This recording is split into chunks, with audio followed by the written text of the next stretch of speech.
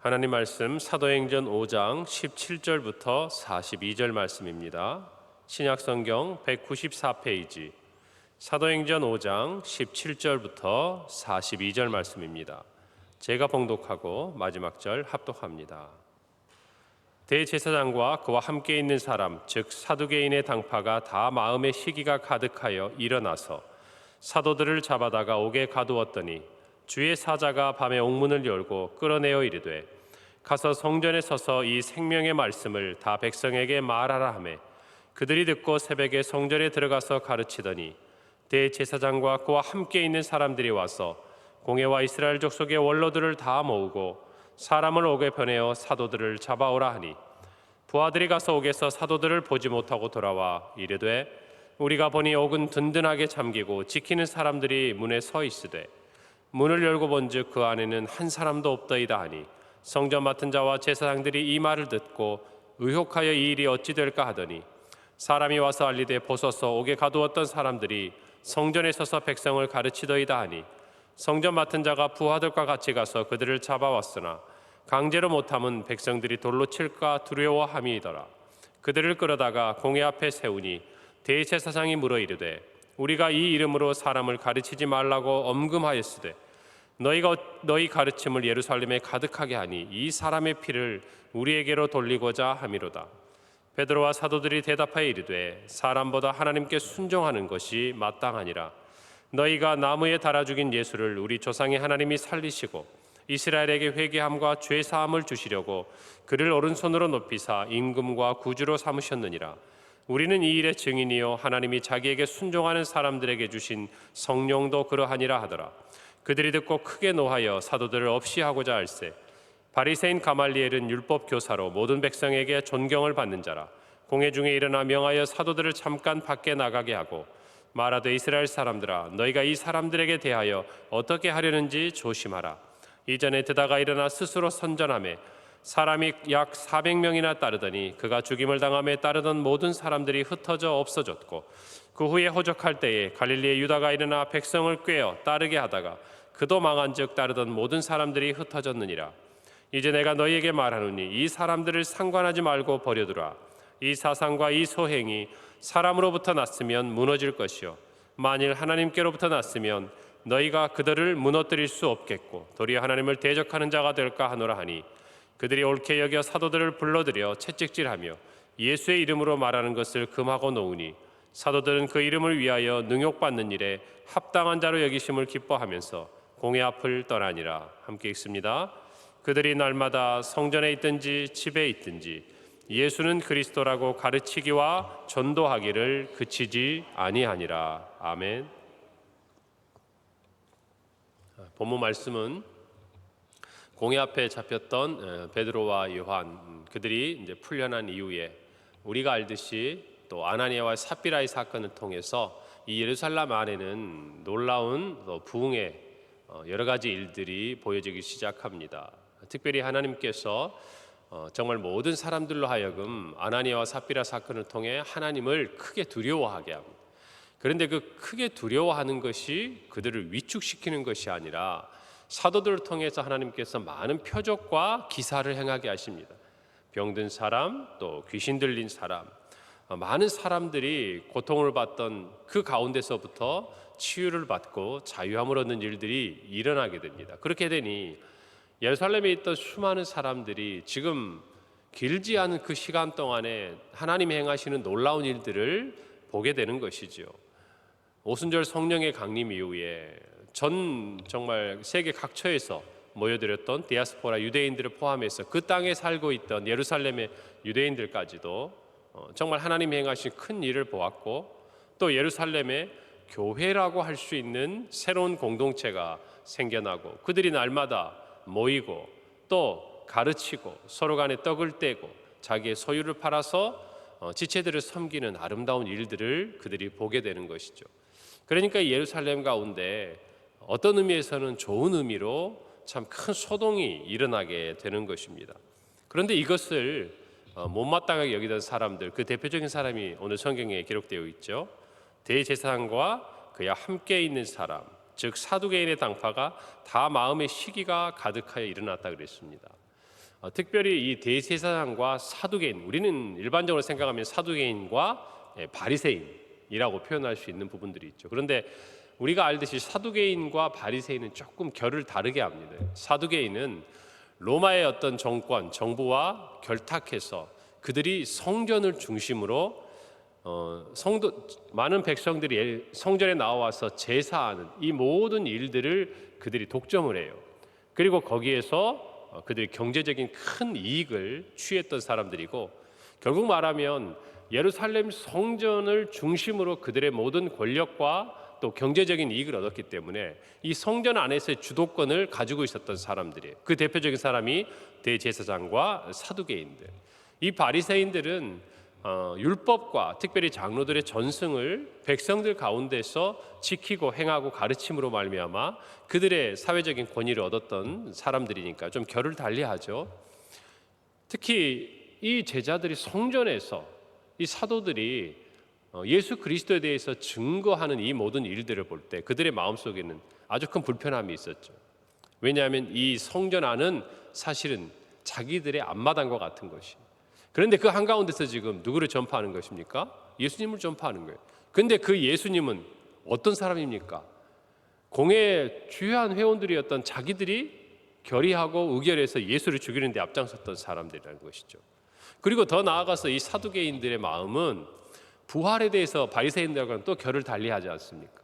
우리가 지금 사도행전 이제 마무리를 보지만 바울이 주장하는 것이 뭡니까? 나는 바리새인이고 나는 부활을 믿는데 지금 이 일 때문에 내가 재판을 받고 고난을 받는다고 주장함으로써 사두개인과 바리새인 사이에 갈등을 만들어내잖아요. 그런데 지금 이 사람들이 주장하고 있는 게 뭐예요? 사도들이, 제자들이 자기들이 분명히 죽였던 이 예수가 살아났다는 거예요. 하나님이 살리셨다라는 것이. 지금 자기들이 외국어로 이야기를 하고 많은 병자들을 고치고 이 수많은 5천 명씩 베드로의 설교를 듣고 하나님 앞에 돌아오는 이 일들에는 하나님이 예수 그리스도를 다시 살리신 이 놀라운 일들이 중심이 되어 있으니까 여러분 마음속이 어떻겠습니까? 마음이 불편한 것이죠. 그 마음의 가장 기본적인데 오늘 성경에 보니까 그들의 마음에 시기가 가득했다. 여러분 예수님께서도 십자가에 못 박히시기 전에 많은 병자를 치유하시고 또 귀신 들린 자를 고치시고 또 하나님의 율법에 대해서 새로운 가르침들을 주셨을 때 바리새인들과 사두개인들 그 당시의 종교 지도자들 모두의 마음속에 뭐가 가득했냐면 시기가 가득했다라는 것이. 오늘 저와 여러분의 마음속에 이 일들을 살펴보면서 우리의 마음의 동기는 항상 어떤 것인지를 믿음 안에서 살펴볼 필요가 있습니다. 나는 정말 하나님께서 주신 이 말씀에 의거한 어떤 마음의 동기를 가지고 일들을 행하고 있는가? 아니면 정말 내 마음속에 이 동기가 나를 움직이게 하는 것들이 시기와 질투 같은 하나님 앞에서 부끄러운 모습으로 내가 행하고 있는 것은 없는가? 말은 그럴싸하고 말은 우리의 가지고 있는 믿음을 지키고자 하고 말은 어떻게 포장할지 모르지만 그러나 놀라운 것은요, 오늘 이 성경에 보면 정확하게 얘기하듯이 성령께서는 알고 계신다는 것이 그 마음의 동기가 무엇인가? 야고보는요, 야고보서 3장 14절에서 16절에 이렇게 말합니다. 그러나 너희 마음속에 독한 시기와 다툼이 있으면 자랑하지 말라. 진리를 거슬러 말하지 말라. 거짓말하지 말라. 이러한 죄는 위로부터 내려온 것이 아니요 땅 위의 것이요 정욕의 것이요 귀신의 것이니 시기와 다툼이 있는 곳에는 혼란과 모든 악한 일이 있다라고 기록하고 있습니다. 여러분, 저와 여러분의 마음이 시기와 다툼이 아니라 사랑으로 나아가야 할 줄로 믿는 것입니다. 정말 우리가 다른 사람들의 어떤 모습들, 내가 이해할 수 없는 어떤 상황에 대해서 여러분 시기 질투하는 마음이 아니라 정말 그들을 사랑하고 또 교회를 사랑하는 마음들. 여러분 우리가 따지고 보면요, 아나니아와 삽비라도 교회 안에서 일어난 어려움들이었어요. 그런데 그들의 마음속에도 뭐가 있었습니까? 바나바가 칭찬받는 것에 대해서, 그리고 바나바를 비롯한 다른 사람들이 교회를 섬기면서 칭찬 듣는 것에 대해서 그들의 마음속에 사실은 좋지 못한 마음에서 출발한 거 아닌가요? 질투하는 마음이죠. 어쩌면 더 나아가서 시기했을지도 모르겠어요. 그렇게 시작을 하니까 그들이 비슷한 행동을 하고 똑같은 행동을 하는 것 같아도 결과나 그 동기가 전혀 다른 것들을 우리가 알 수 있는 거 아니겠습니까? 중요한 건 그거예요. 하나님 앞에서는 감출 수 없다라는 것입니다. 성령 앞에서는 감출 수 없다라는 것이에요. 사람들 앞에서는 뭔가 우리가 그럴싸하게 이야기할지 모르지만 우리의 마음의 그 출발을, 그 동기를 하나님이 아신다는 것입니다. 오늘 저와 여러분이 교회를 섬기거나 또 다른 어떤 일들을 할 때 항상 우리의 마음속에 어떠한 마음으로 이 일들이 시작되고 있는지를 잘 들여다보시길 바랍니다. 왜냐하면 이런 마음은요, 내가 주인인 것 같아도 내가 주인이 아니에요. 우리의 원수 마귀가 우리를 끌고 가는 마음이라는 것들을 아셔야 합니다. 오늘 이 새벽에 우리의 마음들을 다시 한번 돌아보고 하나님이 기뻐 받으실 만한 우리의 모습이 있기를 간절히 바랍니다. 자, 그들이 시기가 가득해서 한 일이 뭐냐? 다시 잡아들이는 거예요. 여러분, 그들이 사도들에게 할 수 있는 일들은 다른 게 없어요. 예수 그 이름을 가르치고 전하지 못하도록 가두어서 정말 갇혀 있도록 하는 것, 그거밖에 없었던 거예요. 다시 그들은 잡습니다. 그런데 어떤 일이 일어납니까? 주의 사자가 감옥에서 그들을 놓아 정말 다시 이 생명의 말씀을 전하게 하는 놀라운 일들이 일어납니다. 여러분, 이때를 보면 우리가 생각할 때는 그냥 우리 굉장히 일반적이고 상식적인 일들이 아니라 초자연적이고 하나님이 행하시는 일들이 일어나고 있는 것들을 봅니다. 여러분, 그러면 우리가 상식적으로 생각을 해봤을 때 이 시대에 있었던 대제사장과 이 공회원들이 정말 놀라운 일들이 일어나는 거 아닙니까? 사람의 말만 뭐 이렇게 무성해서 사람들의 마음을 빼앗는 게 아니라 실제 하나님이 하신 일들이라고 이야기할 수 있는 것들이 일어나고 있는 거잖아요. 가만히 생각해 보십시오. 사람들이 그냥 모이고 사람들이 그냥 한 마음이 되어가지고 뭔가를 뜻하고 그런 것이 아니라 하나님께서 기름 부어서 성령이 임하고 정말 외국의 세계 각처의 말들로 이야기들이 전달되고, 그리고 그들이 정말 어떻게 설명할 수 없는 수많은 기사와 표적이 일어날 뿐만 아니라 수많은 사람들이 그것들을 본 거 아닙니까? 한두 명이 아니라. 그랬으면 이 사람들의 마음속에 이 일이 과연 하나님으로부터 온 것인가? 이 좀 고민을 해봐야 되잖아요. 오늘 뒤에 보면 가말리엘 율법학자인 그는요, 이 부분에 대한 이야기를 합니다. 이것이 사람으로부터 난 일이라면 무너질 것이다 스스로. 우리가 알지 않느냐. 그러나 하나님께로 시작된 일이면 우리가 아무리 이것을 무너뜨리려고 해도 무너지지 않을 것이고, 또 두려운 것은 우리가 우리 하나님을 대적하게 될 것이다. 여러분, 그런데 이 사람들이요, 그런 생각을 하지 않아요. 왜 그럴까요?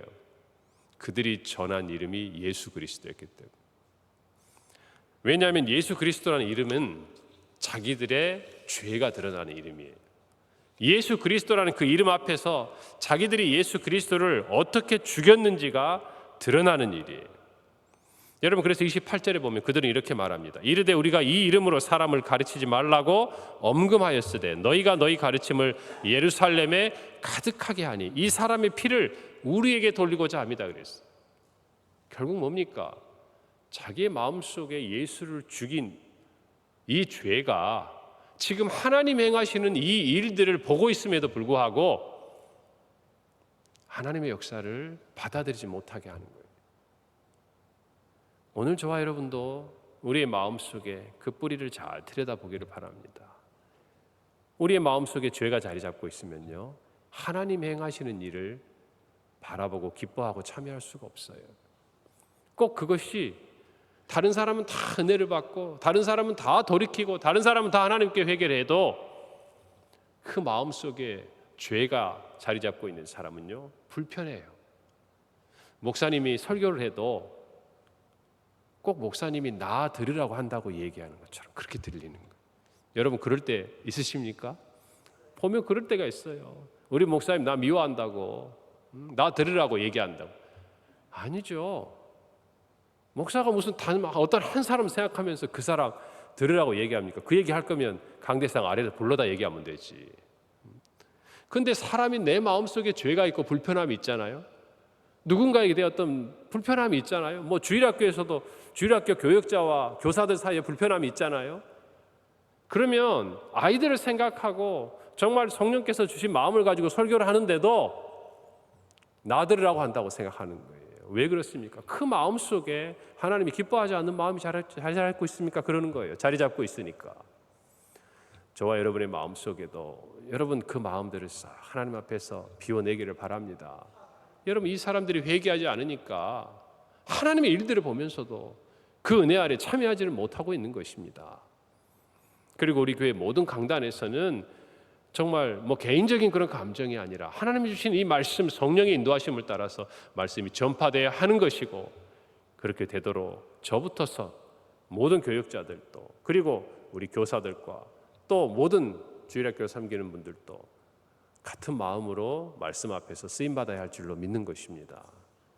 아멘입니까? 여러분 그래요. 제가 예전에 크게 사역하시는 목사님 오셔서 하신 말씀을 들었어요. 어느 날 어느 집사님이 그러더래요. 와가지고 목사님 왜 설교하실 때 저만 많이 쳐다보면서 설교를 하냐고. 그래서 너무 어이가 없어가지고 그래서 자기가 찾아봤대요. 그분이 어디에 앉아서 예배드리는 거예요. 그러면 보통 그 자리에 앉아서 예배드리잖아요. 그러니까 기둥 뒤에, 교회 하나 있는 기둥이 있는데 그 기둥 뒤편에 이렇게 해야 보이는 자리에 앉아가지고 있으면서 왜 목사님은 나만 보고 빤히 쳐다보고 설교하시냐고. 여러분 우리의 마음속에 뭔가 숨고 싶었나 봐. 그분이 좋은 자리 다 놔두고 말이에요. 오늘 이 대제사장과 사두개인들 또 공회원들의 마음속에 있는 이 죄의 뿌리가 얼마나 무서운 것인가를 잘 깨닫기를 바랍니다. 수많은 예루살렘 사람들은 하나님의 역사를 기뻐하고 예수 그리스도의 복음 앞에 즐거워하는데 자기들은 거기서 돌이키고 회개하지 못하니까요. 하나님의 역사 앞에 함께하지 못하는 것이에요. 여러분 그러니까 오늘 이 말씀들을 우리가 살펴보면서 부흥의 한가운데 있어도요, 그 부흥에 참여하지 못하는 사람이 있는 거예요.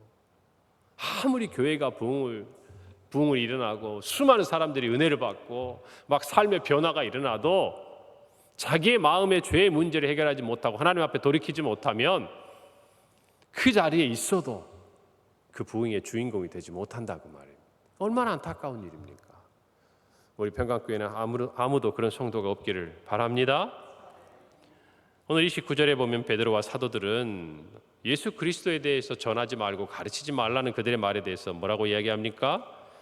사람보다 하나님께 순종하는 것이 마땅하다. 그 이전에 공회 앞에 섰을 때도 베드로와 요한은 이렇게 말해요. 4장 19절에 하나님 앞에서 너희의 말을 듣는 것이 하나님의 말씀을 듣는 것보다 옳은가 판단하라. 이건 뭐예요? 그것이 분명히 옳기 때문에 너희들도 부정할 수 없지 않느냐라는 말과 똑같은 이야기죠. 여러분 저와 여러분도 마찬가지입니다. 성령 안에 붙들려 살아가고 성령께서 우리를 이끌어 가실 때는 이런 담대함이 있습니다. 그리고 사람의 말이 아니라 하나님의 말씀에 순종하는 결단을 하는 것이, 오늘 저와 여러분도 이 새벽에 나와서 좋은 이야기를 듣고자 우리 나오는 거 아니잖아요. 오늘 이 말씀 안에 있는 사도들의 고백과 하나님의 말씀을 기억하면서 그 말씀을 한 절이라도 붙들고 오늘 하루를 살기 위해서 이 자리에 나온 거 아니냐 그 말입니다.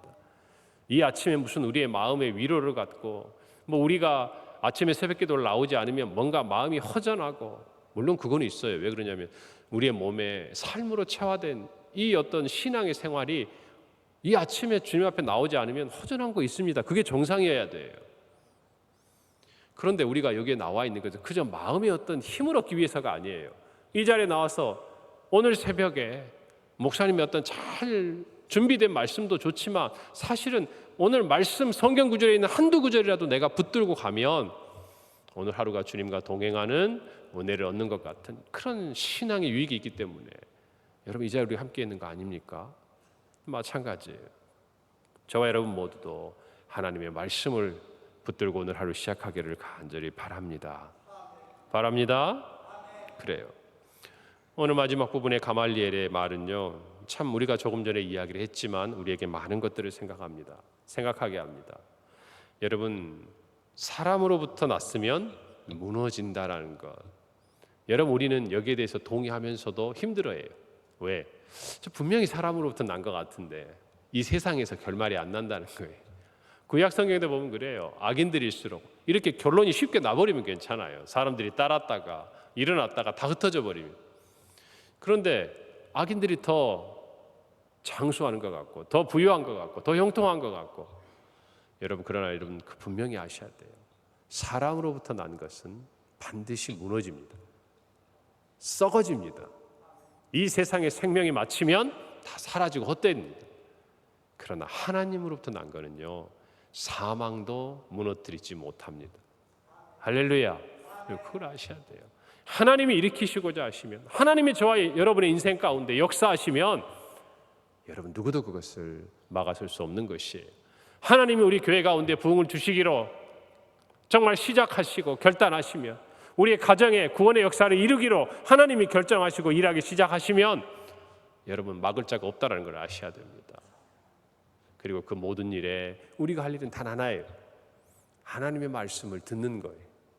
하나님 행하시는 일에 참여하는 거예요.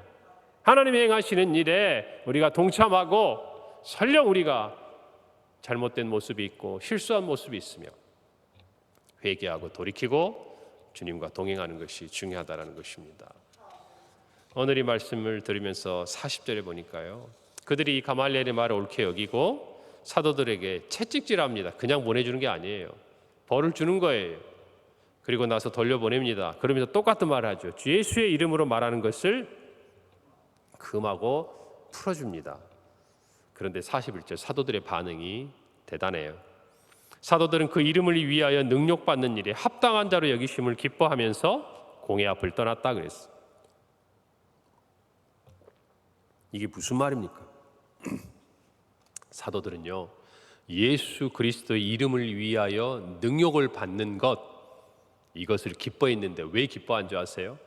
하나님께서 그 사도들이 이 능욕을 받을 수 있을 만한 그릇이라고 여기시고 우리에게 이와 같은 고난을 허락하신 것을 기뻐했다 그 말이에요. 좀 쉽게 얘기해 볼까요?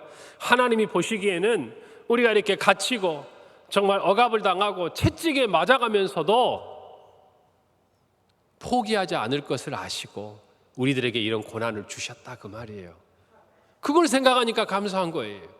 하나님 보시기에 이 고난을 우리가 이겨내고 감당할 수 있을 것이라고 생각하셔서 우리에게 이걸 주셨다 그 말이에요. 저와 여러분도 마찬가지. 우리의 삶에 고난이 어떤 고난이 있다면 여러분이 사도들의 마음을 이해하시고 여러분도 배우시길 바랍니다. 하나님 보시기에 이 고난이 어렵고 아프지만 내가 믿음으로 이겨낼 것이라 하나님이 여기시고 나에게 이 고난을 주시는구나. 왜요? 하나님 우리가 고난을 받고 넘어지기를 원하시는 게 아니잖아요. 오늘 이 사도들의 고백을 들으시고 저와 여러분에게 찾아오는 고난이 있다면 기뻐하세요. 무엇 때문에? 그 고난이 아니라 하나님이 이 고난에서도 신앙을 버리지 않고 지켜갈 것이라고 나를 여기사 이 고난의 때를 지나가게 하실 것을 아신다는 그것 때문에 기뻐하셔야 돼요. 할렐루야. 이 은혜가 오늘 아침에 있는 저와 여러분 모두에게 힘이 되기를 간절히 바랍니다. 그래서 그들처럼 날마다 성전에 있든지 집에 있든지 예수는 그리스도라 가르치기와 전도하기를 멈추지 않는 오늘 하루요 우리 성도들의 삶이 되기를 바랍니다. 기도하겠습니다. 하나님 아버지 은혜를 감사합니다. 오늘 이 말씀대로 어떠한 환난이 오고 어떠한 어려움이 와도 예수 그리스도 그 이름을 증거할 뿐만 아니라 우리에게 찾아오는 예수를 증거하다가 우리가 겪게 되는 고난 속에서도 하나님이 우리를 정말 그런 고난과 능욕을 받고도 예수의 이름을 절대 포기하지 않고 전파할 그릇으로 여겨주셨다는 사실로 말미암아 우리의 마음의 기쁨을 가지고 주님 주신 사명 끝까지 감당하는 우리 모든 성도들과 우리 평강교회가 되게 하여 주시옵소서. 감사드리고 예수님의 이름으로 기도합니다. 아멘.